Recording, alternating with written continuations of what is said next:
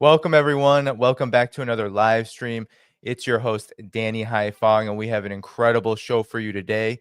So we're just going to get right started. China has warned the United States that it is ready to fight any type of war until the end in response to Trump's Department of Defense Secretary Pete Hegseth, who claimed that the United States is preparing for war with China as tariffs double on Chinese imports. But what is the truth about China and its role in this rapidly changing geopolitical environment unfolding under Trump's chaotic leadership?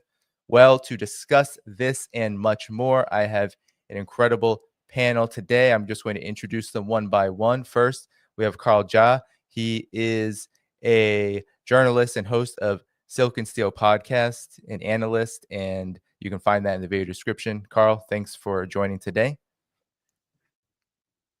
Hi, and then Danny. we have Always good to talk to you. Yes.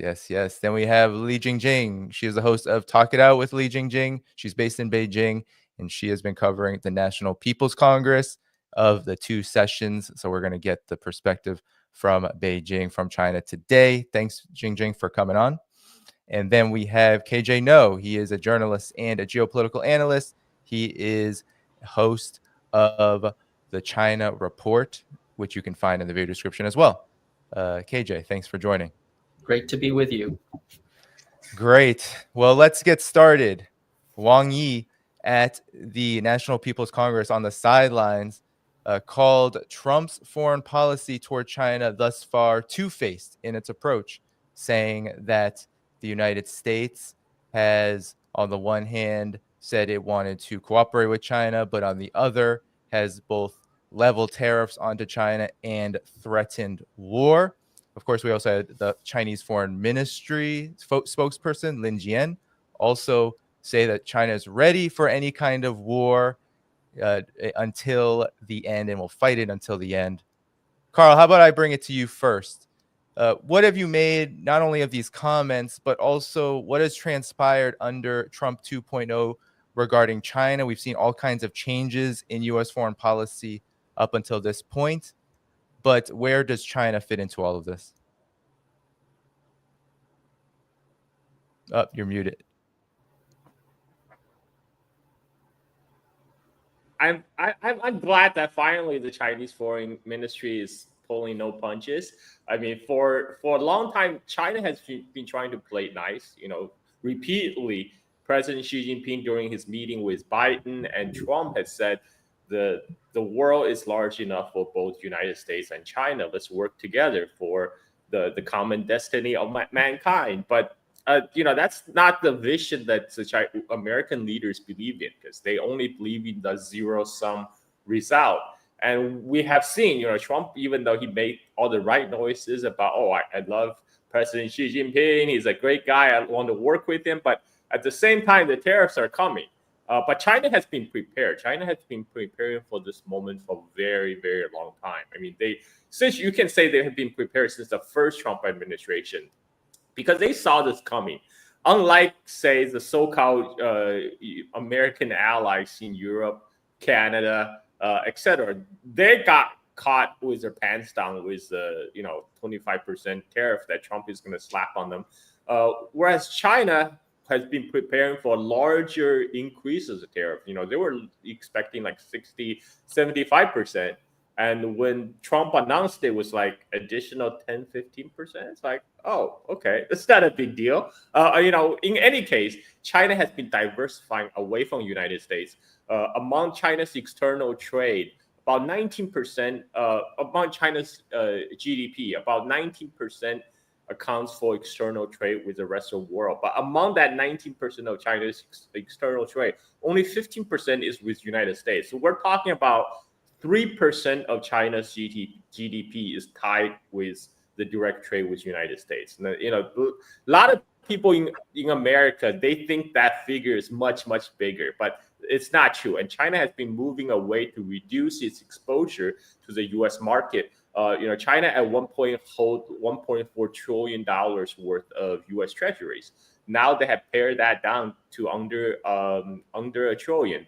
And this is quite huge, because China is decoupling from United States. China is de-risking from United States by friendshoring its industries to its own, to more friendly or neutral countries like in the global south. And if you look at China's trade with ASEAN, that's the Southeast Asian nations, have now surpassed China's trade with United States. And that's what China has been focused on. So if you look at the agendas China talk about during the two session, which is one of the most important political meetings in China at the moment, the U.S. tariff is not even on the agenda. It's not even like a priority list. It's not like top 1, 2, 3, or not even top 10, because that has already been taken care of as far as China is concerned. They have already, fully prepared for this. They are moving on to, making more progress in advanced manufacturing, in AI, in innovation, and in encouraging domestic consumption. Those are the major issues in China right now. Whatever happens to United States, that's it's for the Americans to figure out at the moment. China is fully prepared.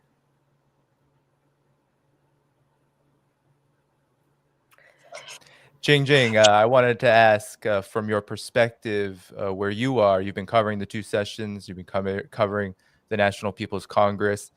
And, the statement about China being ready to fight any kind of war until the end made headlines. But what does that actually mean to you? What does that actually mean from the Chinese perspective? Because it might be different from what people in the United States and maybe the West in general think when they hear these kind of words. First, it is rare to hear Chinese officials using such a tough tone, quite bluntly. It's rare, but I think, China sends a clear message. If this is what you want, we are not afraid of that. Bring it on. China is ready to deal with any kind of hostilities and wars, and that shows how confident China is. So I think that blows up on Western media, but I think in China in general, especially among the young people, we saw that's great, but in general, I think people care less about how America are going to deal with this, because China now is more focusing on how to continue to develop itself, and that's how China made it in the past few decades.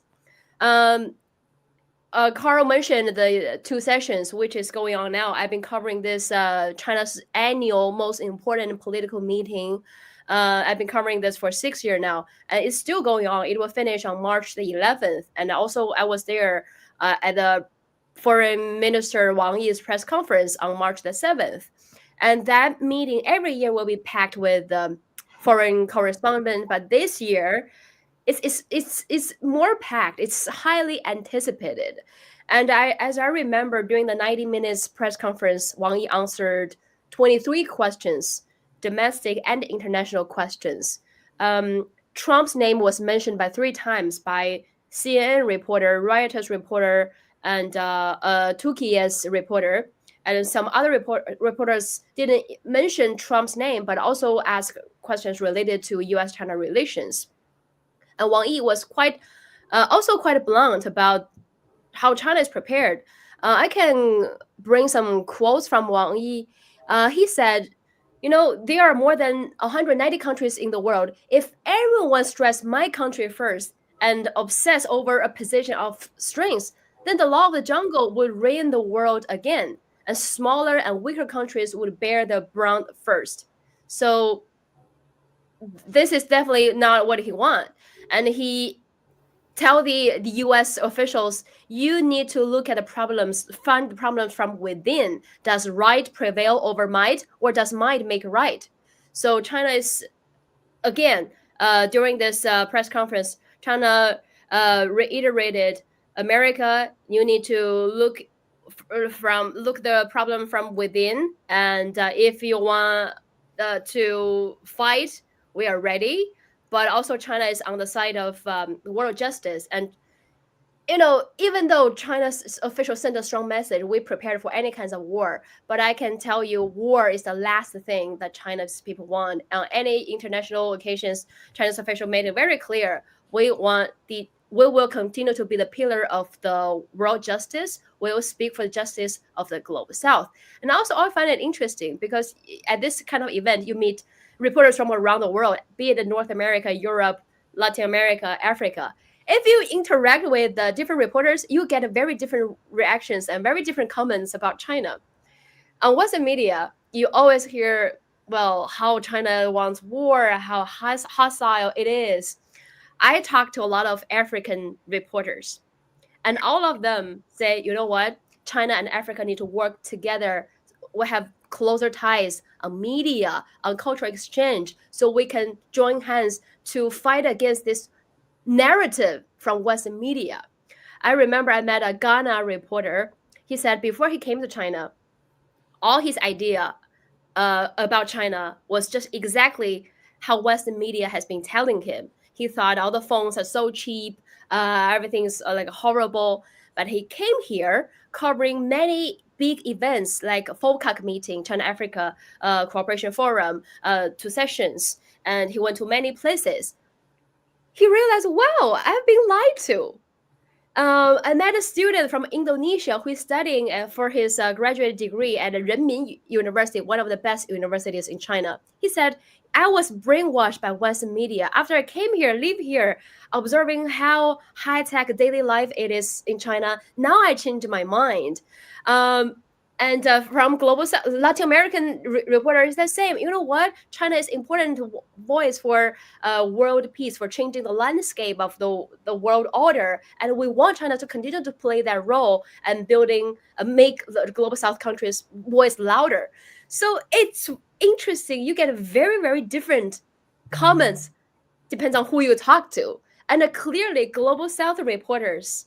I'm glad to see more and more global South reporters are coming to China, covering 2 sessions, all these important meetings, because they are bringing this information to the world, back to their own countries, to help them better understand what is going on in the world, to get a better understanding about China. So this is my observation, but I can continue later. But I think now we want to bring KJ on now. KJ, I wanted to get your reaction to what a little bit of what Wang Yi said as we talk about the responses that China has leveled with regard to legitimate threats from the United States that have largely gone unnoticed. So here's what Wang Yi said at the press conference that Jingjing was just referencing. The United States should not return good with evil or even impose arbitrary tariffs. No responsible major country should do that. As the Chinese saying goes, if one's action fails, look for the reason within oneself. The United States should go over what has actually happened. What has it achieved from tariff and trade wars these years? Has its trade deficit widened or narrowed? Has its manufacturing become more competitive or less competitive? Has U.S. inflation gone up or down? Has the life of its people got better or worse? KJ, I want to bring you in. I Your think thoughts? those are very, very pointed questions, and I think it speaks to the wisdom and the professionalism of the Chinese diplomatic corps. Certainly, Foreign Minister Wang Yi, he's asking the United States to reflect and ask itself whether this road of confrontation is a good road to go down. And he's asking the United States, and possibly also appealing to a larger audience, is this what you want your leaders to do? But I think that the US is already too far gone down this path of confrontation. You can already see it in the cabinet appointments. I'm talking about Hegseth, Rubio, etc. There's extreme China hawks. And of course, we know that there's a long momentum building up to confrontation with China, starting around 2009 with the Obama administration, then with the declaration of the pivot to Asia and the preparation of a doctrine of war called air-sea battle. All of this has been building momentum over and over again. And I think that it's very, very hard to steer or turn this ship around. So I think it's very salutary what Foreign Minister Wang Yi said. Certainly, what China wants is peace, win-win cooperation, and ultimately, a community of common destiny for humanity. I mean, these are all things that we aspire to in a real multilateral order. But I think the indications signal that the US is simply consolidating some of its forces so that it can continue its belligerent escalation against China, which, as I point out, has been ongoing since at least 2008, 2009. Yeah. Well, Carl, what have you made of this front that KJ brings up, the military front? Because we have Trump on the one hand saying peace with Russia and Ukraine, get peace going, acting as the mediator in that conflict. And then on the other, and I definitely wanted to bring KJ back in after your comments on this, there are these devastating events like what happened in South Korea just a while ago with the United States and South Korea collaborating and striking literally South Korean civilians just miles from the DMZ. So, Carl, your thoughts on where exactly is the military? When Lin Jian said ready for any kind of war, it's not as if the United States hasn't been building up militarily against China. Your thoughts? Well, I want to add to what Jingjing said earlier. China does not want wars. China's position has been very consistent. China does not want war. China does not wish for war. But China is not afraid of war. If war has been imposed on China, China has been preparing since 1949, since the establishment of the People's Republic of China. I mean, since 1949, the United States had a hate boner for China. There was a period, a honeymoon period, immediately after Nixon's visit to China. But that's because at the time, the neocons in U.S. thought they could leverage China against Soviet Union, play China card in the Cold War. And now they're more in the more recent years, in Obama years, as KJ pointed out, a lot of the U.S. national security elite are finally realizing, oh crap, we created a larger monster than we could have foreseen. Now that Soviet Union collapsed, but China is much stronger position. So this is why they're trying to do so-called reverse Kissinger. They're trying to repair their relationship with Russia by winding down the Ukraine war, and then somehow to either turn Russia against China or cut Russia off from China, which is wishful thinking, because China and Russia, they have their own relationship dynamic that's outside of the U.S.-China or U.S.-Russia relationship, because China and Russia has been neighbors for hundreds of years, and they have a very complementary economy. And Russia would be crazy if they were to trust the words of the West. Especially since the West have again and again violated the Minsk Agreement 1, Minsk Agreement 2, and then only to build up Ukraine in a huge proxy war against Russia. So I don't think that's going to succeed. What happened when Nixon visited China, that was in the aftermath of Sino-Soviet split. There was already a Sino-Soviet split. China and Soviet Union fought border skirmishes in 1969. That enabled Kissinger to visit China in 1971. So there's no such split that's happening today between China and Russia, because the two the relationship between the two is interest-based rather than ideological alignment.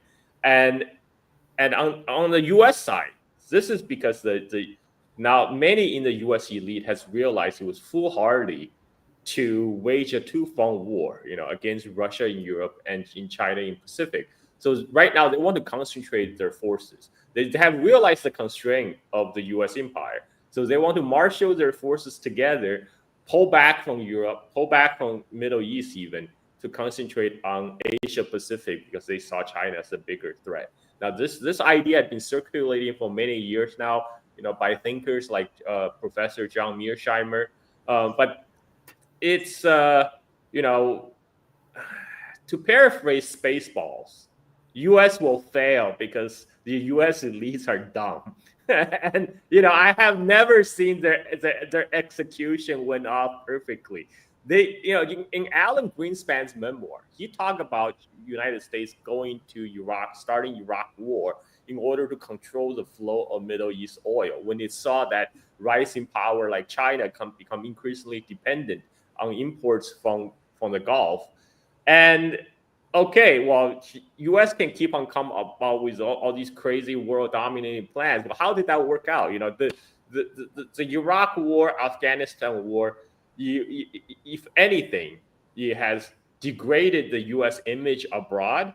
It has U.S. have wasted trillions. Well, okay, maybe wasted. It depends on who we're talking to. If you're a contractor for Halliburton, those money are definitely not wasted because they're going to their pocket. Maybe that's what they're for. Like Assange said, the whole goal of war in Afghanistan is to wash all the money from the tax bases of Europe and America and into the pockets of a very tiny transnational security elite. On that front, those wars are very successful.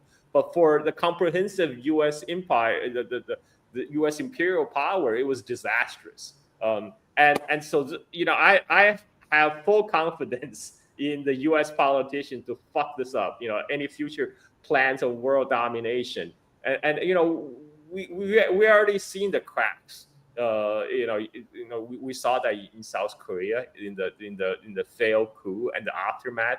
And as you mentioned again, I also like to hear KJ's take on this, because U.S. And South Korea just recently conducted a military drill that's aimed at waging war against North Korea. But during the drill, they mistakenly dropped 8 bombs in a civilian town in South Korea, injuring 89 people. I mean, that's unheard of. These are U.S.-made 500-pound bomb.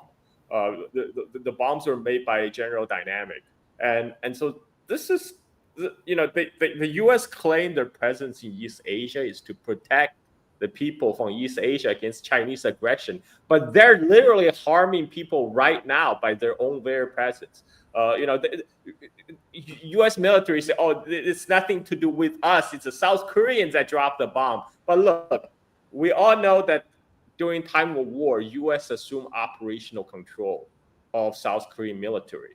So there's no way they can get away from denying responsibility in a U.S.-led military drill in South Korea that led to harm to the innocent civilians.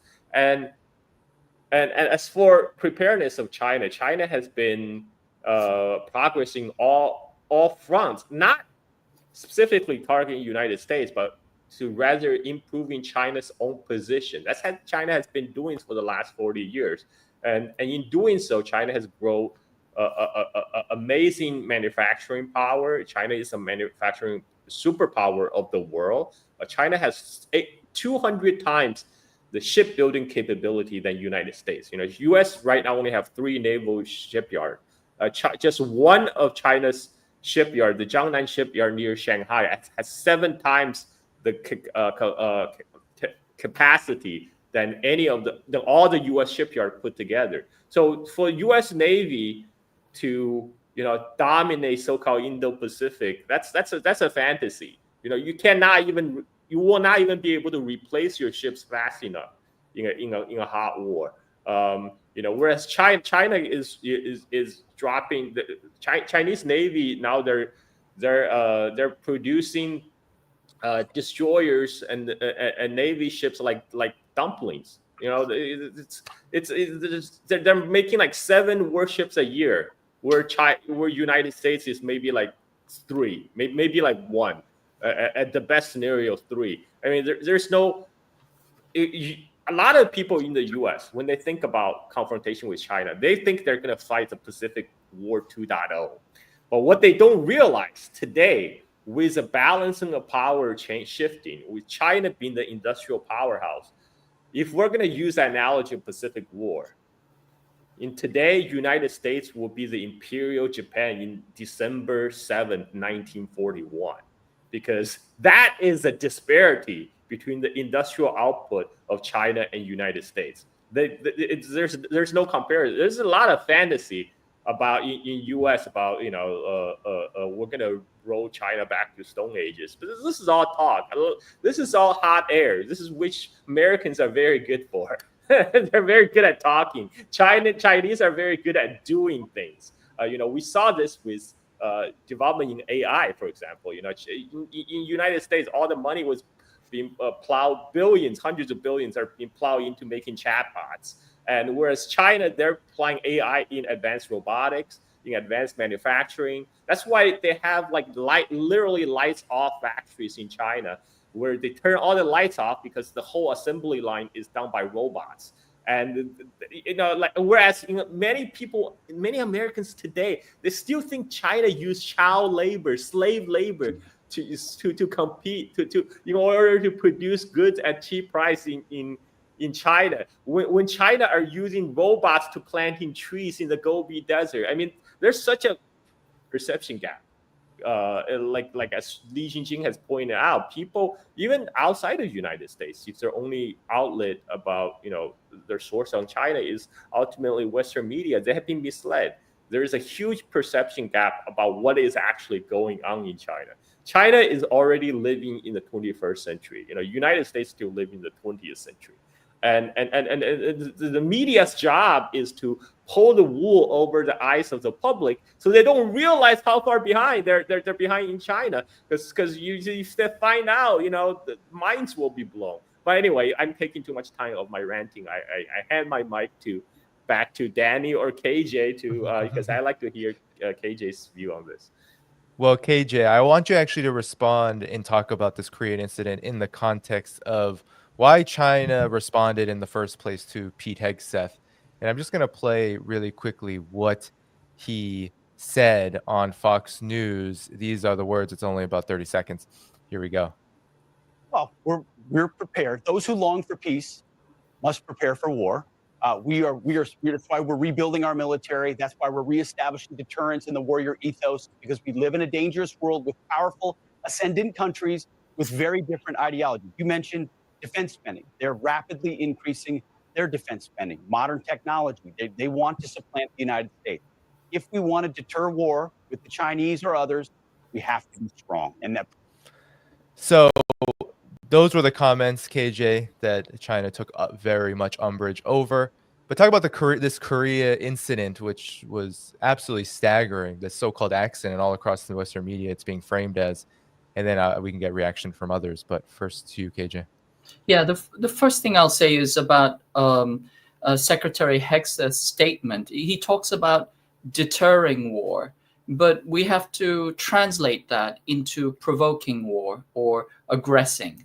Anytime you hear the word deter war or deter aggression, we really have to kind of understand that as provoking aggression. The same thing when the US uses the word defense. I mean, it literally has a Department of Defense that has never played defense in its entire history. It has always waged aggressive war. So I think there's an important way in which we have to retranslate the language in order not to be confused and misguided. But coming back to Korea, I mean, this is something which was completely predictable. Last year, South Korea did 250 days of military exercises nonstop. That's unheard of. You do not do that level of intensive military exercises unless you are literally preparing, escalating for war. And many of these exercises were using live munitions, expensive munitions, deadly munitions. And what happened just yesterday was that two F-16s, which were conducting a US-led exercise, a US-led live fire exercise, they dropped 8 Mk-82 bombs on a Korean village called Nogongni. Nogongni is 20 kilometers from the DMZ, from North Korea. It is walking distance from North Korea. And this tells you how close these exercises are. These exercises are done right in front of North Korea's nose to literally send a message, to intimidate and threaten. And these are always exercises that are about decapitation, occupation, and invasion of North Korea. And then at the same time, the Western framing has been, well, some Koreans were running military exercise and they entered the wrong coordinates and they bombed their own village. 29 people were injured. 6 or 7 structures were destroyed.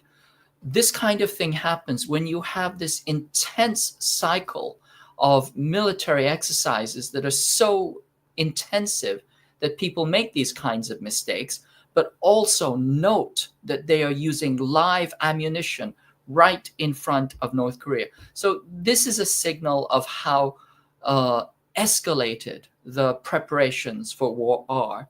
And South Korea, as we know before, is a part of the South Korean military is an appendage of the US military. And if war breaks out, South Korea's military falls immediately under United States operational control. In fact, it already reports to the USFK 4-star general in a joint command already in the current structure. And all of this is also tied in with some very, very unpredictable events that are happening in Korea right now, namely that the president, Yoon Suk-yeol, was recently imprisoned for treason because he declared martial law. He has just been released from prison today on a technicality. And from prison and throughout the whole period, he has been inciting his followers to rise up and to undermine, the constitutional structure under the pretext that his impeachment is being led by China, that China hacked the legislative election, that they put the opposition party into power, who are now taking directions from North Korea and China, and that, this is an autocratic attack by China on South Korean democracy. So you can see the battle lines are shaping, and South Korea is being used as this, core theater of contestation, where the US seeks to exert not only its propaganda, but to escalate tensions against China. Yeah. And Jingjing, you've been covering the 2 sessions, National People's Congress, and you just heard Pete Hegseth say China is increasing its military. It's now we have to deter China. But you're literally inside covering what actually China is prioritizing and focusing on. How big is defense and the military factor into these discussions, and what exactly is going on at the National People's Congress under these 2 sessions meetings? This 2 sessions is focusing on domestic plans for the next year. What are we going to do? How to solve the problem, find the problem, and how to solve it. This is what China's 2 sessions is about. So it covers many aspects. So the U.S. officials will love to how much China is investing in military. No, that's just one small topic among dozens of hundreds of topics in China. I can tell you it's not the main thing. Actually, I think there were, my key takeaway, there are several priorities for China nowadays. First, how to continue to develop its economy, the new economic policies for the next stage. And second, China always stressed the importance of continue to improve the rural areas. Actually, improving the rural areas is the top priority for China for several years, because every year, the first number 1 central documents is always about, we call 三农, means agriculture, rural areas, and the farmers. So this is the priority, how to continue to develop agriculture industry, how to improve rural areas, how to make sure farmers have a much better life, much decent life. This is the top priority and the number one central documents for several years. And this year it still continue to be the top topics. And for economy, maybe a few years ago, my takeaway is a few years ago, China focused more on real estate sectors, but this year not so much. But doesn't mean China is not caring about real estate. China the government says we will make sure the real estate industry is stable because that's most Chinese people's investments in. We'll make sure there will be no major collapse, no issues with the real estate. But this year, from the work report, I think China is focusing more on the tech industry, the high-tech industry, invest more in high-tech industries such as AI and how to have much better high-tech technology using other industries like agriculture, how to improve the productivity, how to improve the production. So focusing on investing more in high-tech industry. And second is how to boost the domestic consumption. Some media has been crying the collapse of China's economy, saying there's not enough domestic demand.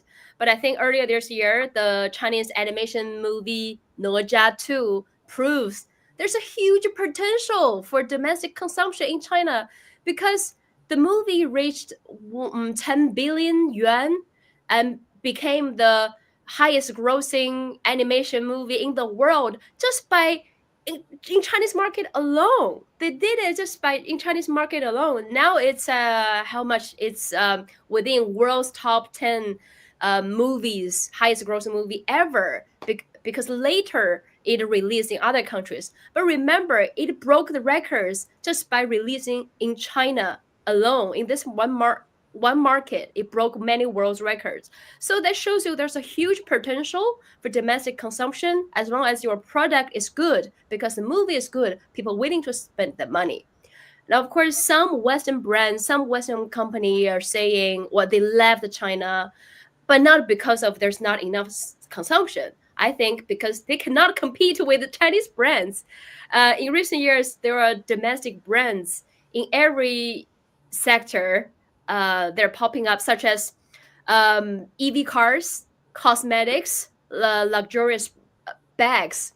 So maybe a decade ago, domestic brands' quality is not as good as those high-end brand. But now domestic Chinese brands are catching up in terms of quality, in terms of variety, which with a much cheaper price. So I think now the Chinese consumers are much more rational. If I can buy the same quality products or even better quality products with a lower price, why would I want to spend that money on some luxurious Western brands?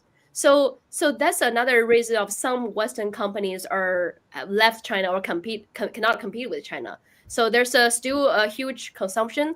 But third, I want to stress how much importance China has been putting on agriculture, rural areas, and improving farmers' life.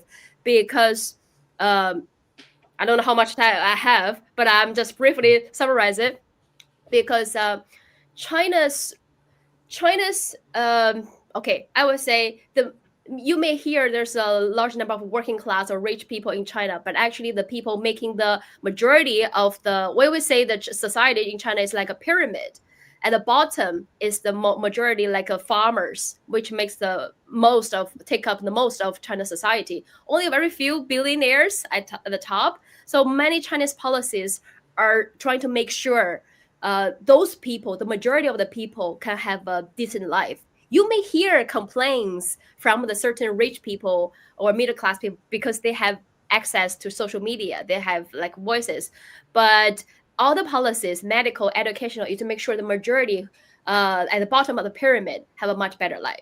So, and the Chinese villages have so much potential for domestic consumption that need to be released. And by investing in infrastructures, electricity, water, in rural areas, you also release the huge potential in consumption. Maybe two decades ago, why you cannot sell that many refrigerators or ACs Even some brands want to go to villages because some villages are not connected with electricity. And this same reason goes to many countries. You want to boost domestic consumptions, you need to make sure you have the basic infrastructure. Do the village have electricity? Do they have affordable electricity? Do they have water? So when they have that, they can buy refrigerators, they can buy ACs. So there's a huge potential of domestic consumption in China's rural regions. And second, rural regions is China's stabilizer, economic stabilizer. And China in the past 3 decades experienced several international economic crises, but China successfully avoided, didn't have major instabilities in the society because the rural areas really saved China. Because farmers in China, the migrant workers, they work in the cities, but if there's a financial crisis, the migrant workers can always go back to the village because they have a piece of land in the village, because they have own houses in the village. When there's unemployment in the city, they don't need to live in slums in the city. That's one of the reasons there's no homeless people, there's no slums in China, because farmers have their own lands, have their own houses in the village, and they can always make a decent life in their villages. So villages are also the stabilizer for China's economy. It will continue to be a stabilizer for China's economy in the future. And third, China want to make sure Chinese people can have food security or food sovereignty, I would say, because I cannot stress this enough, how many global South countries agriculture has been destroyed by Western countries, by capitalists, by neoliberalism. Many countries in the global South, they used to have fertile land. They were able to feed themselves. But because of the capitalism, because the foreign capitalists came in, bought their land, they no longer plant their own agricultural products. Instead, they plant products that catering to their customers in developing countries. Some of the products will destroy their land and destroy so they cannot grow corns or wheat or in their country. So many countries cannot feed themselves anymore, but they were so rich in agricultural products, in natural resources. So that's by design. This is designed by neoliberalism to destroy global South countries for standing by themselves, for feeding themselves. But that never happened in China, because China leaders is very clear. We need to make sure the football, Chinese people's football, is in our Chinese people's hand.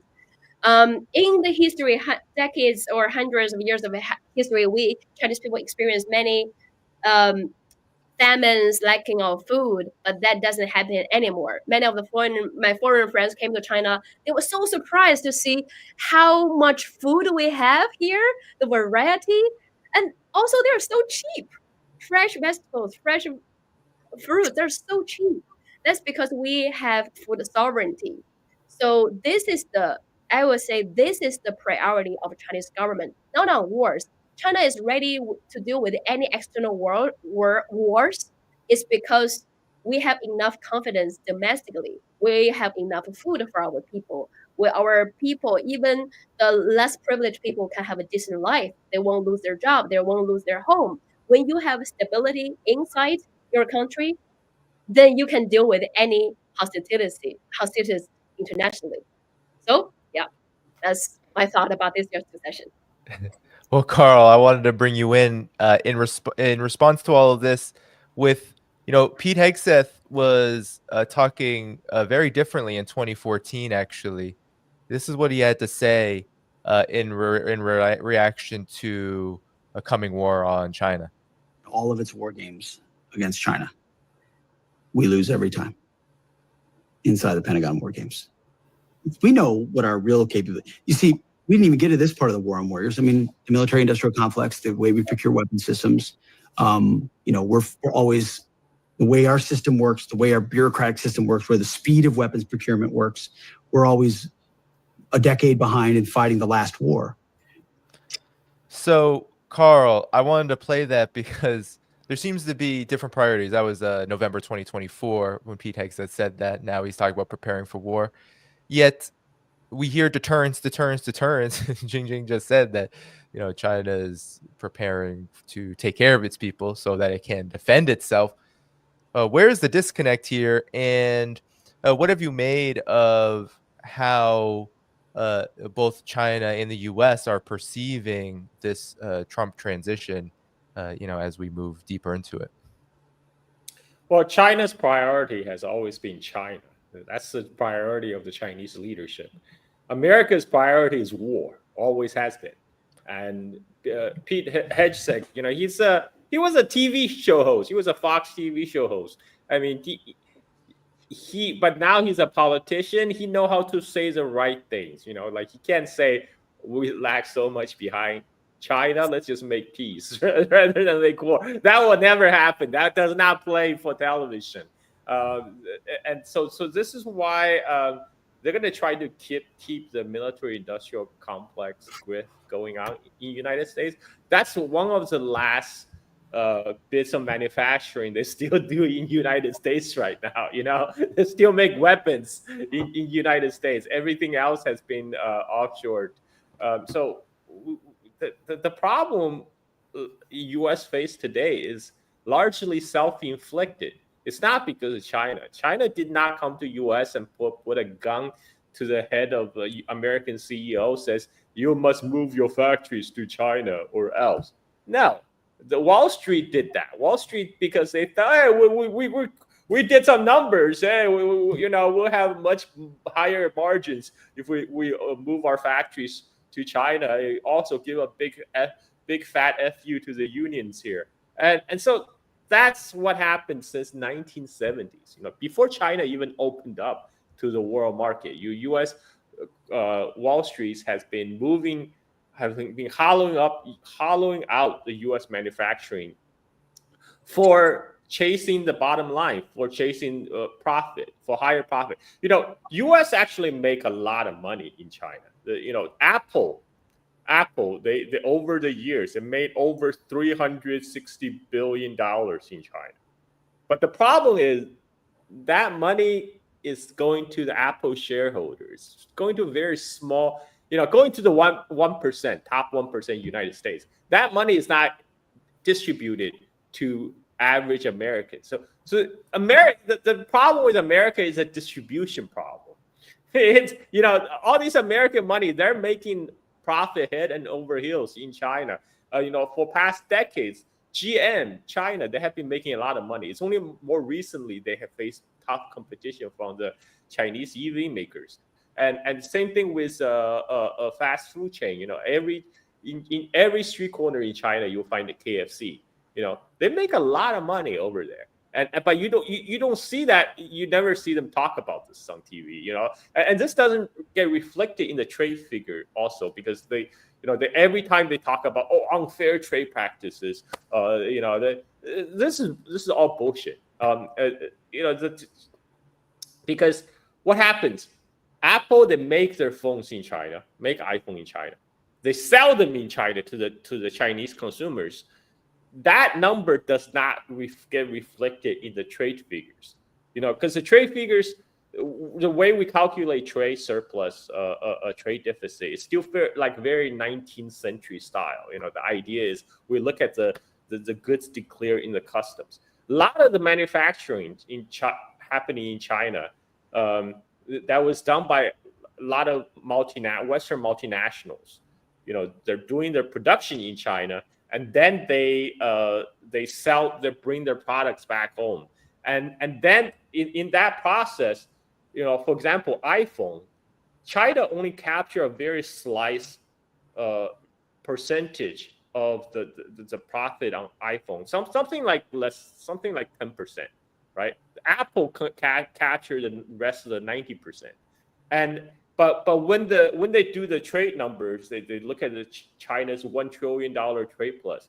All those iPhones that get exported from China to the United States is count toward that figure.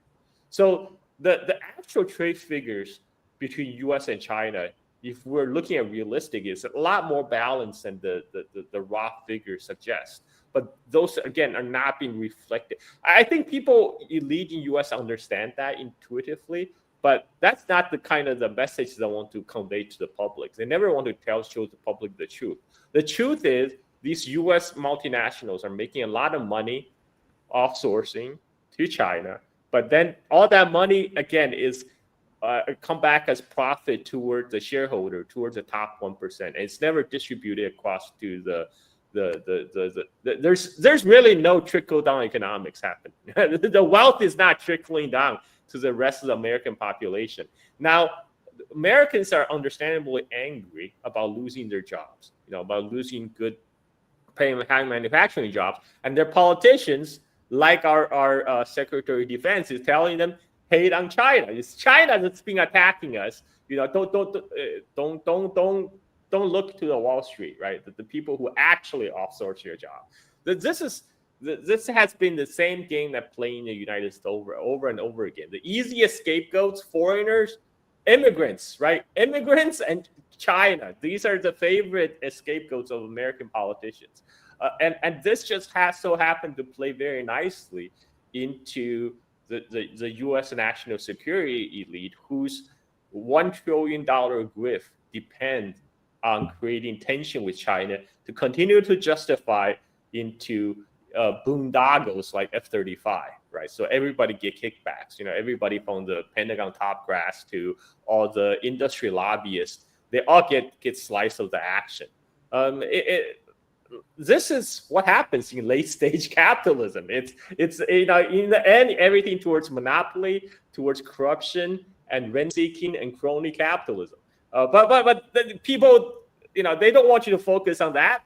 And unfortunately, all the media is corporate media. They're owned by the Wall Street, so they don't want you to blame the Wall Street. They want you to blame China, right? China and those damn foreigners, those immigrants. This has been the same way, I don't know, for as long as I can remember, since I landed in U.S. in 1990. Nothing has really fundamentally changed. This is why a lot of the, all these people in the MAGA movement, they think that Trump is going to bring fundamental change to the United States. No, that's not happening. Well, if anything, they're going to cut more social welfare program to fund the war. That's what's going to happen. And you have pieces. I forgot it was it's Financial Times, right? Financial Times. They had an editorial says that Europe needs to cut its welfare state in order to fund war. It wasn't meant as an irony piece. They didn't make that like onion headline. They mean it. They're serious. They're saying we got to cut welfare in order to have more war. This is kind of the crazy mentality we're facing today. I mean, like a lot of people say, Carl, why are you always laughing about this serious matter? What else can you do, man? This is crazy shit. I mean, at least let me have a good laugh over it. All these insanity, which unfortunately it leads to not very happy places. But I have done enough ranting. I tend to go on rant a lot. I yield my time. Yeah. Can I jump in to add something? Sure. I want to remind everyone to please hit the like button on the stream. That helps boost this in the algorithm. But yeah, Jingjing, please. I just want to add on what Carl said, because Carl said he landed in America in 1990s, and he's from Chongqing, this very popular city in China now. So, Carl, you left Chongqing, go to the US in the 1990s, because last week I made a TikTok video. I posted on my TikTok. It's very popular now. I compare how much development happened in Chongqing from the 1990s to now, within 30 years of time. I used the document footage, what it looked like in Chongqing in the 1990s, and now it's becoming the most popular tourist city for tourists from all around the world, with all the neon lights, all the fancy. I don't know, it's just the city. People use it to futuristic to describe Chongqing. And I've been to Chongqing several times. It's such a beautiful city. And also food are so delicious and so cheap. So I just want to use that example. Carl, you said nothing has nothing really changed from the 1990s to nowadays in the US, but so much change happened in Chongqing and in many cities in China over here. Actually, in that video, I didn't trash the US. I didn't even mention the US.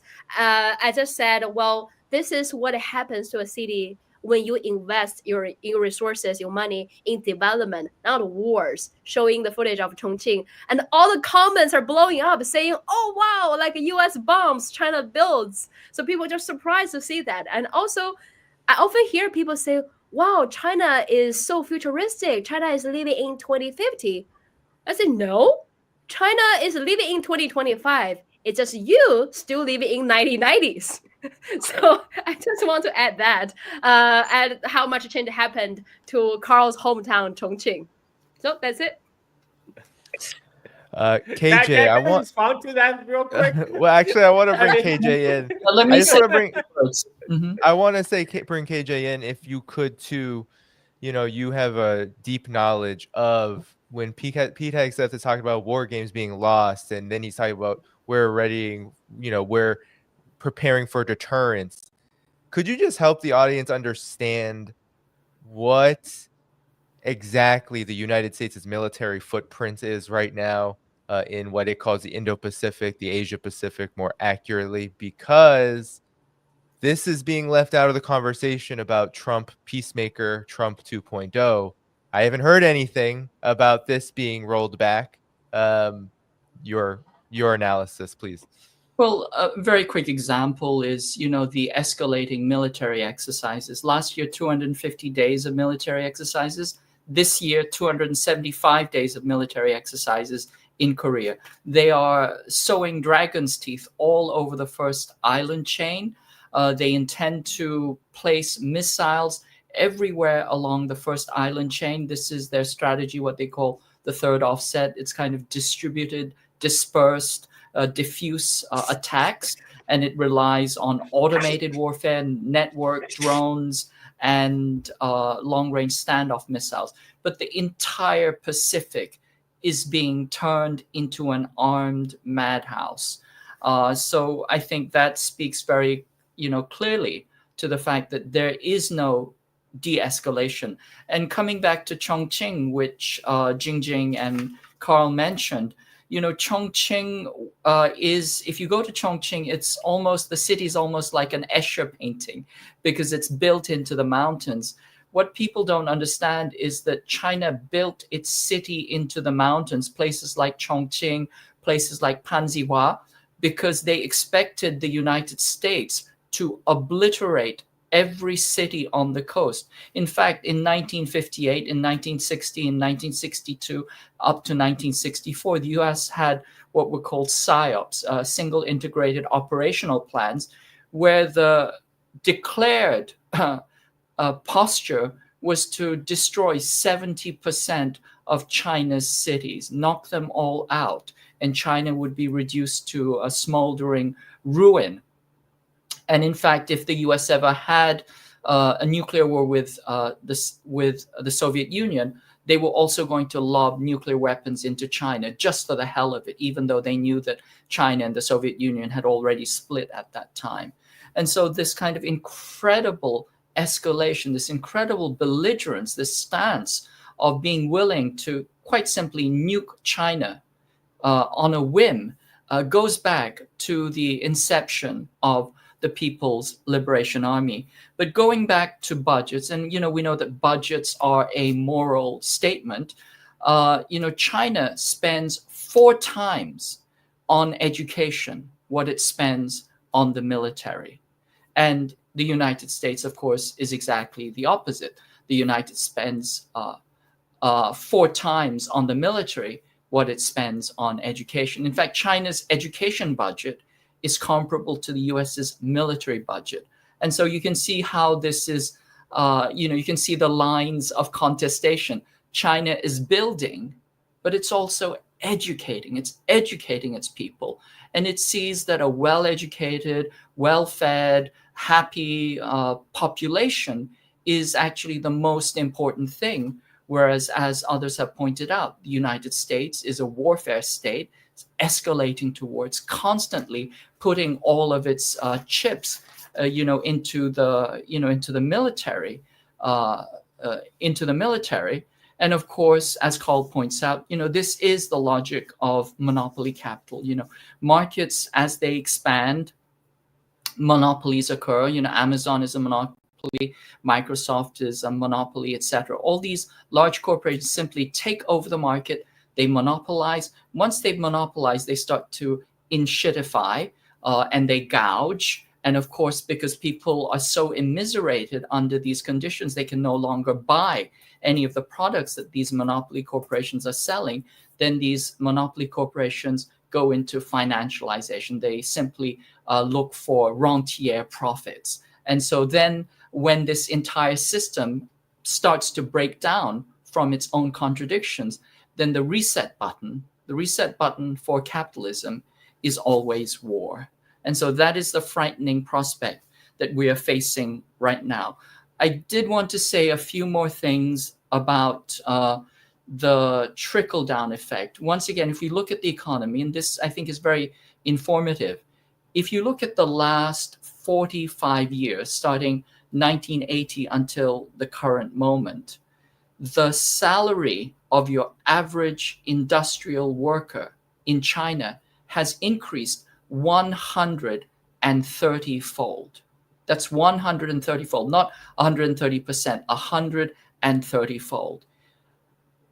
And at the same time in the US, for your average industrial worker, salaries increased about 3 or 4-fold. So you're looking at 130 times 3 or 4 times. Okay, so you have to ask yourself, where did all that money go? If the Chinese worker was becoming wealthy, what happened to the wealth that was being acquired by American corporations? And of course, we know the answer. All of that money went straight up to the top. It was siphoned up to the ruling elite. Let me give you one more example. If you think about the largest corporations in the world, if you look at a list of the largest corporations in the world, the majority of them are Chinese. Now, if you read the title of these corporations, they have names like State Grid, China National Petroleum, Sinopec, China State Construction Engineering, etc. Essentially, these companies are state-owned companies. China's SOE, state-owned enterprises, and these are the companies that kind of create the foundational wealth and create public goods for the entire country. And that creates public wealth that brings everybody up. On the other hand, let's think of a Chinese bank. The largest bank in the world is actually a Chinese bank. And in 2021, it was Industrial and Commercial Bank of China. It had a capitalization of $5 trillion. The director, the president of the bank, was paid in 2021. His salary was $110,000. $110,000 a year. At the same time, you had Jamie Dimon that same year, CEO of JP Morgan Chase, which was actually a much smaller bank than ICBC. He was paid $34 million in 2021, 34 million. So you can see where the disparity is. The leader of ICBC would have to work 1 year to make what Jamie Dimon makes in half a day.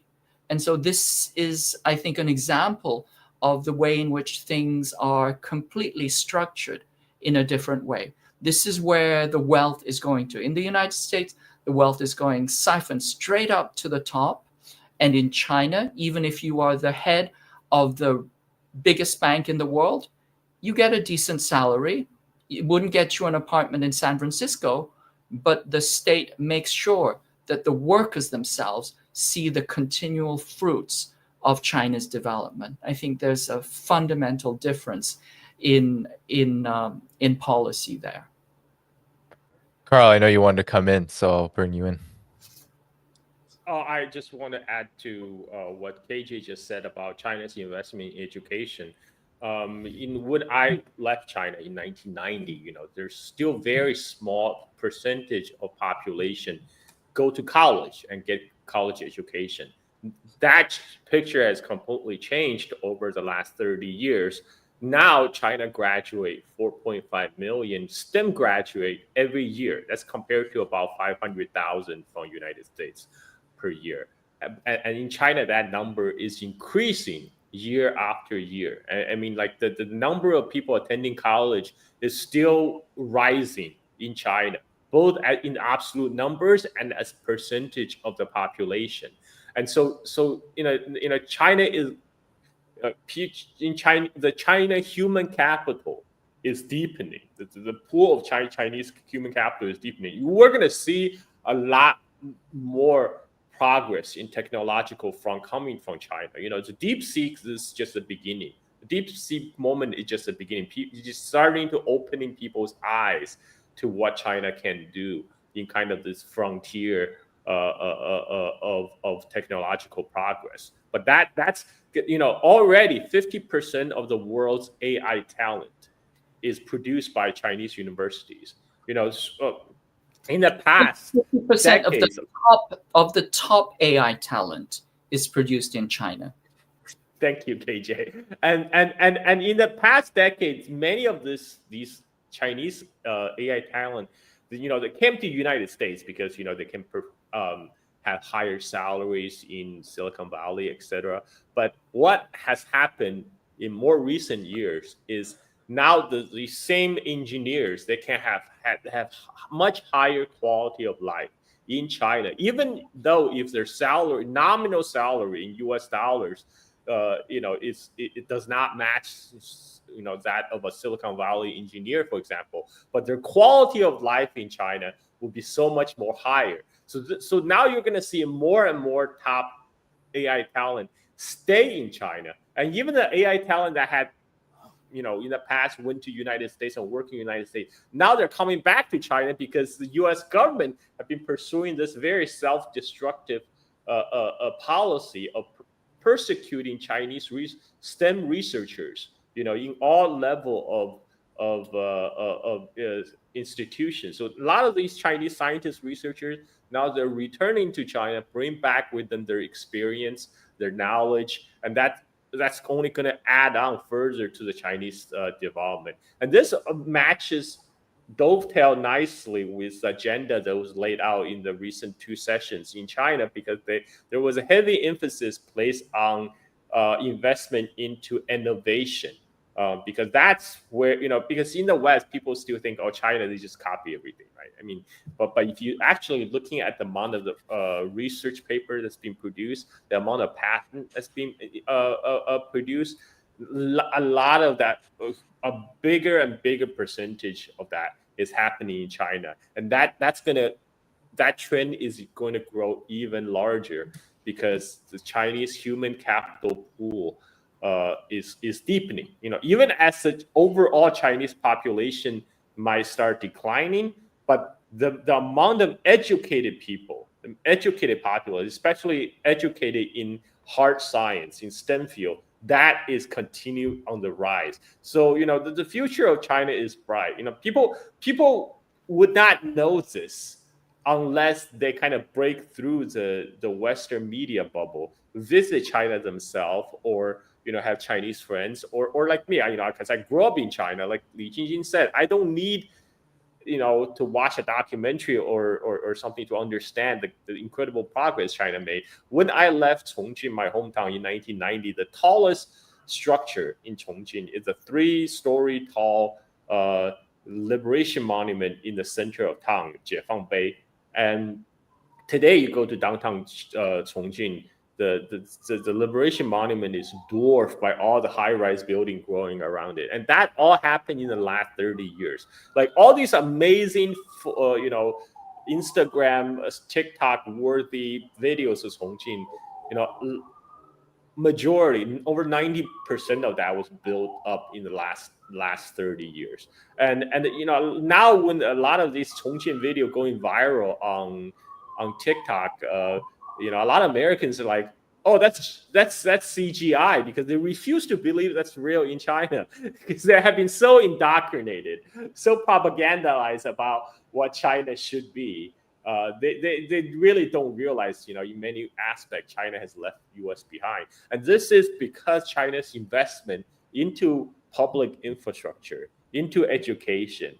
If you look at the Western media reporting of China's high-speed rail, for example, they all talk about, oh, China is having these white elephant boondoggles where they're building railroad in the middle of the nowhere.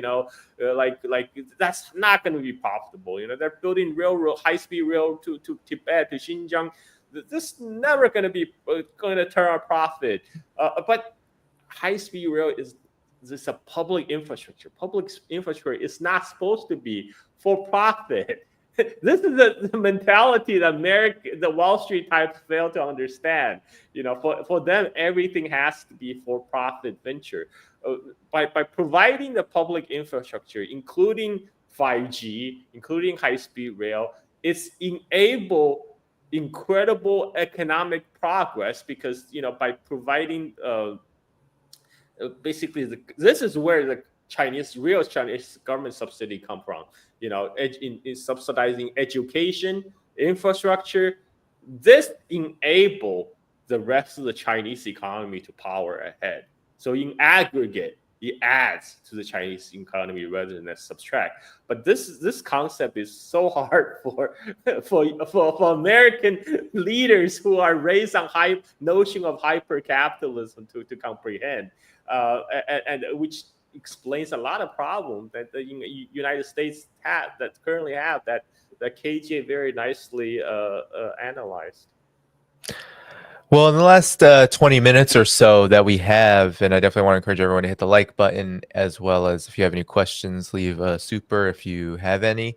But in the last 20 minutes or so, I want to begin with you, Jingjing. Let's talk about China's foreign policy here, because the United States under Donald Trump has already labeled China's foreign policy as threatening, as one that is about building up militarily and the U.S. needing to deter it. But what exactly is the United States seeking to deter here? And as KJ said, we can replace deter with aggression. But what exactly is the problem with China's foreign policy, Jingjing? Is U.S. trying to deter the rise of China, deter the rise of the global South? Because how dare you to single-handedly climb out of the shithole that we designed to put you in? How are you able to escape the trap that works so perfectly in the world in the past few decades or hundreds of years? So my question is, what's wrong with the U.S. foreign policy? I think China's foreign policy works pretty well. Now, the majority of the countries in the world have joined the Belt and Road Initiative. They have a really good relationship with China, doing business with China. Only the U.S. and its allies think China is a threat. So what kind of threat is China posing to them? So that's the question. So I think they need to ask themselves, what's wrong with the U.S. foreign policy? Why your way of dealing with the world is invade and conquer and surprise anyone who is rising up. So I think this is what the real threat China is posing to the U.S. Like I mentioned earlier, China is so far is the only developing country that escaped the trap, because the current world system are like designing to put global South countries, developing countries with great natural resources, to stay at the bottom of global value chain. You only export raw materials or natural resources. You make products for us. You only make this low value added products, but you buy high value added products from these developing countries. So you will never outcompete these countries. And then these countries also destroy developing countries' ability to feed themselves, like I mentioned earlier. So that's the system design that worked so well in the past decades. Somehow, China escaped that. China has its food sovereignty. China has its sovereignty in every way. And now, like silently, China now like have the world cutting edge technology. Has militarily is also quite strong, as we saw in the past few days. We saw the drills. So this is the real threat China is posing to the US. It provides another system works, and it's inspiring all these developing countries to have a second thought. But wait, okay, I thought your democracy, the US democracy, Western democracy, neoliberalism is the only thing that works. But now China didn't colonize anyone, didn't start any war, and they did it. Make it almost to the top. So this is the real threatening to the Western alliance, is making developing countries rethink and rise. So I guess that, and China's foreign policy, like I mentioned, I need to stress that China is not afraid of war, but China don't want war. And if you listen, of course, some Western media never really properly quote Chinese leaders. Chinese leaders on every international occasion stress importance that we need to join hands to make a community with a shared future for all humanity. It stressed common prosperity. China is committed to narrowing the gap between global south and global north, just like what China did in poverty alleviation domestically. China wants to do this poverty alleviation for the world because they saw how unfair, how unjust the world system is. So we need to speak for the justice of the global south, make sure everyone has the right to develop. So common prosperity, a community for shared future is really the thing that China is trying to build in the world. And that's what the Belt and Road Initiative are designed to do. Some Western media or scholars calling it debt trap. But if you actually go to African countries, Latin American countries, all those countries have joined the Belt and Road Initiative. All they said, you know what? The reason we cooperated with the Chinese companies, we joined this initiative, because before that, we asked for help. We asked for help from the US, from the UK, from the World Bank, from WTO. No one came to help us because they don't think it's generous enough profits for them. But then we tried everything. We have this economic crisis. We really need help. But China is the only country that came to help us with no interests or very low interests. And they built infrastructures like roads, airports, schools, hospitals. And those, what are those things for? Those are the things, on one hand, raise the people's living standards, and second, improve the country's long-term productivity. You won't see the results in 2 years or 5 years, but after 10 years, 20 years, the country's ability to stand on itself, stand on its own feet, and the ability will be much stronger. So that's what the Belt and Road Initiative is designed for. So China's foreign policy is to build common prosperity for the whole world. KJ, I want to bring you in about the U.S. versus China foreign policy. What's your analysis of this, given that we are entering a period where many are finding it very uncertain, especially in the United States, about what exactly is U.S. foreign policy, with shifts supposedly toward Russia, the winding down of Ukraine that is, at least on the surface, underway. Has anything changed then? There's even articles in Foreign Policy talking about, is Trump going to better relations between the United States and Russia and the United States and China? What's your take? Well, I think certainly the US or Trump wants to see if they can peel Russia away from China. And as I said, this has to do with this notion that they want to pivot. They want to end the Ukraine war so that they can begin war on China, or at least get on that path. But I think, there are different ways of looking at the situation. There are people who I refer to, or people have referred to as chaos theorists, that Trump is just a bull in a china shop. It's all chaos. Nobody knows what he's doing or why he's doing it.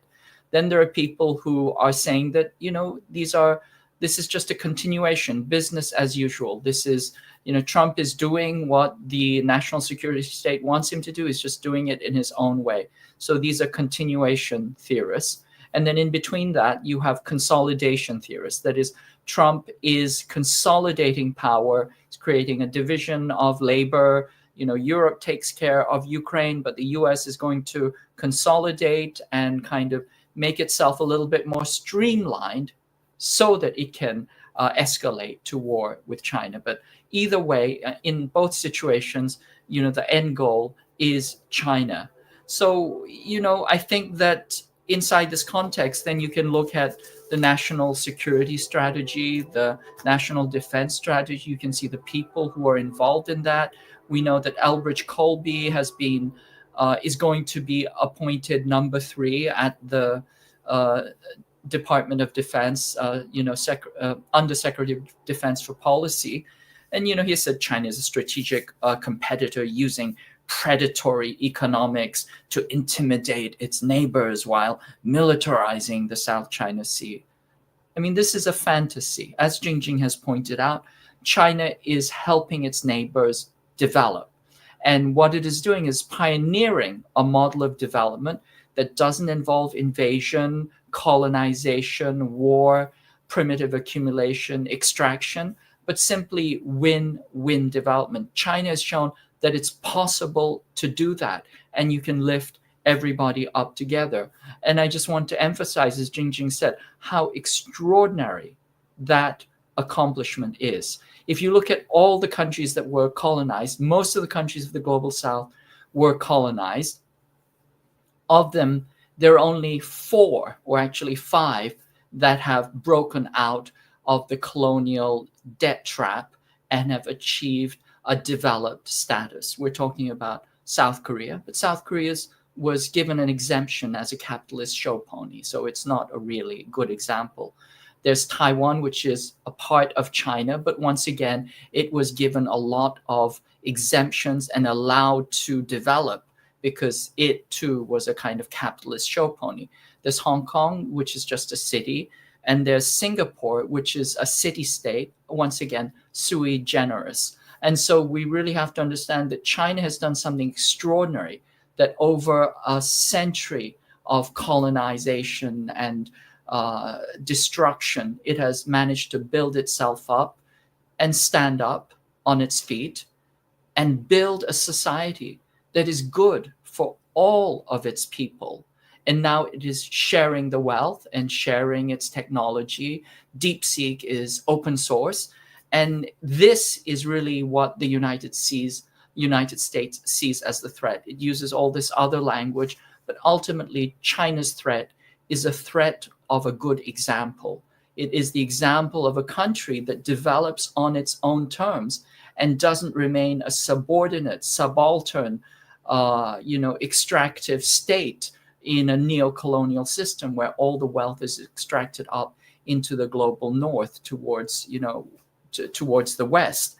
And that is the reason why the US is so extraordinarily upset with China, why it's using such belligerent language against China, and why it is, in very concrete terms, planning for war against China. So I think these are the things that we have to really, really take seriously and understand. And I also want to emphasize that, that the rise of China is actually a symbol and a pathway of great hope for the rest of the world, certainly for the global South, and I believe also for the working class in the United States. It shows that there is another way, that you don't have to be mired in immiseration and poverty, that poverty and immiseration is a policy choice, and there is an alternative way, another way of developing and building a society. And all of that has to do with building public wealth, having good governance, building a society that's built for the people rather than just for profit. And then just coming back, to the little piece about education, I just want to highlight, if you look at DeepSeek AI, and I was looking at it earlier today, I mean, they have done what took $100 million or more. They used $5.6 million of compute, less than 1/20th, 1/30th of the estimated costs of comparable models. And they did it not because they stole anything, that's a complete canard, but they simply created better algorithms. They used mixture of experts, 8-bit numbers, self-reinforcement. And if you look at the attention mechanism that they used, there's an extraordinary, beautiful mathematical solution that they brought to the attention mechanism that creates this incredible efficiency.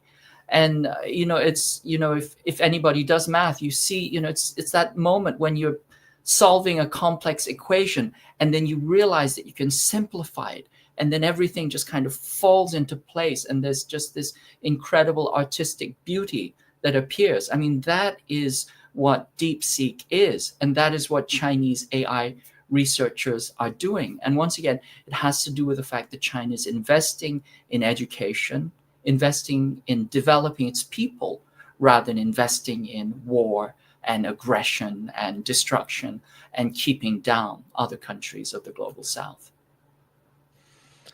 All right, Carl, last word on this China versus USA foreign policy. How do we understand it in this moment when we have Republicans across the board who are the majority now, and they are the dominant party in the United States? A lot of people are very confident in Trump's peacemaking abilities, apparently, but the entire GOP has been making China, and not just the GOP, the Democrats too, but the GOP makes it a cause célèbre for them. What is going on? What is the difference between China and the US's foreign policy? Time to learn Chinese, buddy. This is gonna be a Chinese century. This is gonna be an Asian country century. It's already here. And people in the United States, a lot of political leaders, they just live in denial. We are, in the 5-step grieving process. A lot of the American political elite is still stuck in the phase 1, in the denial phase. The era of U.S. primacy has long passed. To think that China is some existential threat to the United States, what they're really saying, China is existential threat to the U.S. primacy mindset. And what they find China so threatening is China is building ports, railroad, and roads in Latin America. They think Belt and Road Initiative is a threat to United States. I mean, that's completely ridiculous. If you want to compete with China for influence, just offer your own. Why don't you build infrastructure in global south? But of course, the United States can do that because they can't even build infrastructure at home. Look at the California high-speed rail project, right? So all this competing with China is all hogwash. The United States cannot compete. It's better to focus on fixing problems at home than looking for a scapegoat.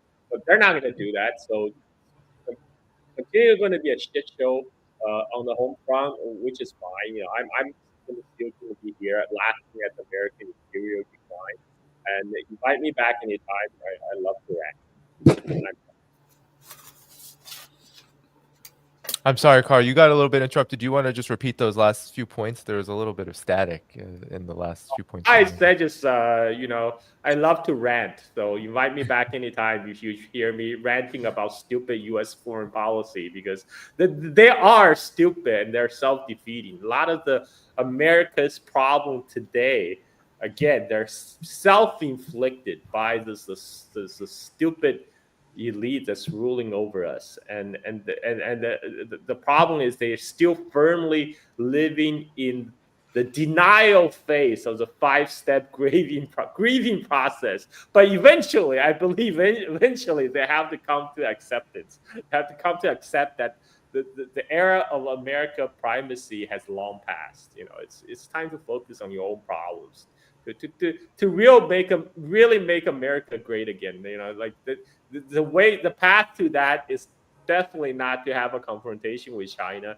Some people stupidly believe that's the way to rally together American masses from all different segments of the population is to conflate this China threat, to conflate China existential threat that China posed to the United States to pull everyone together to a national project. That's not happening, man. I mean, even despite all this superficial hate on China, I think fundamentally people in US they still care more about giving their children better education, better opportunities. They still care about jobs, care about the economy. I mean, they may have bought into all these media spun narratives about China, but at the end of the day, it's economy, stupid.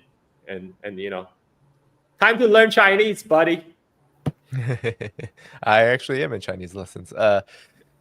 You guys, any final thoughts for KJ, Jingjing? Do you have anything you'd like to say, and then we can wrap up here? I don't want to put a damper on this show, but I think that we are facing both opportunity and danger. And the opportunity is the rise of the global South, centered around BRICS and China. And the risk is that the ruling class are so deeply opposed to it that they decide to take us into war. And the analogy that I think of is, it's like a drunk at the bar who struck out, whose credit cards have been rejected, and it's time to go home, but they won't go home. They want to have a fight. They're spoiling for a fight, and they're willing to, take on everybody. And, that drunk is drunk with power. That drunk is the United States. And I think our job in the belly of the beast is to gently remind the drunk that it is time to go home, and to go gently into that good night, rather than start a war that could have catastrophic consequences. Jingjing, anything you want to say before we close up here?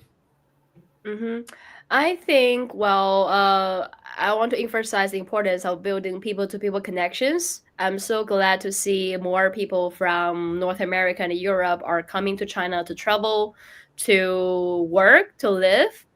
More and more of them are doing this right now in recent 2 years. I'm glad to see that. And so many people, after they came to China, they changed their mindset about many things. But I think China has been doing good and it knows its challenges and problems is still facing domestically. So like Carl earlier mentioned, China's priority has always been China. Chinese priority is Chinese people.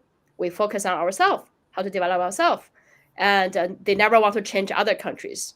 The US is hostile, but we couldn't care less, because what will make us winning is we focusing on ourselves. And that probably should be the same for people in other countries, be it in the US or other Europe countries. Depends on how you want to change your future, how you want to question your government. So I just hope people in the US can also you need to solve this problem by yourself. Yeah. China is not going to intervene, but we hope we can make this world a much better world. So let's be friends. Yes, and I look forward. I am planning on coming back to China for a couple of weeks in May. So hopefully, Jingjing, we get to meet up again. And for anyone else who is going to be out there at that time. But yeah, no, the United States is definitely at this breaking point as an empire. And it's very, just a word of caution. A lot of people are getting excited about this political transition in the United States for what it means for foreign policy. What we have seen with China outside of words has not given any indication that U.S. foreign policy is necessarily going to change towards China in the medium and long term. We've had every presidential administration except for Joe Biden's, which was just a catastrophe in so many ways. But the last 4 presidential administrations have all seen the beginning talking about, because the economy is so important, trying to, on the one hand, talk about cooperation, and on the other, start to levy policies that seek to contain China. But it's failing, and it's going to continue to fail. And I think all of what you had to say today, everybody, really indicates this. What we see with China on the ground in China, its foreign policy being fundamentally different from the United States' aggressive posture as an empire, and then just the completely divergent directions that the United States and China are on in totality as societies themselves. This is a real inflection point, and we were going to have to talk much more about this in future shows. So thank you so much, KJ, Jingjing, Carl, for joining me. I look forward to being back on with you again. Thanks, everyone, for watching the show. Be sure to go to the video description where you can find the YouTube channels for Carl, for Jingjing. You can also find where KJ hosts the China Report. And you can find all the places to support this show. Become a member on Patreon, on Substack. You can become a YouTube member. All of that helps sustain this work as we move forward. With that said, everyone, good night. Have a good rest of your morning, Jingjing, Carl, and have a good one, KJ. We are out of here. Take care. Bye-bye.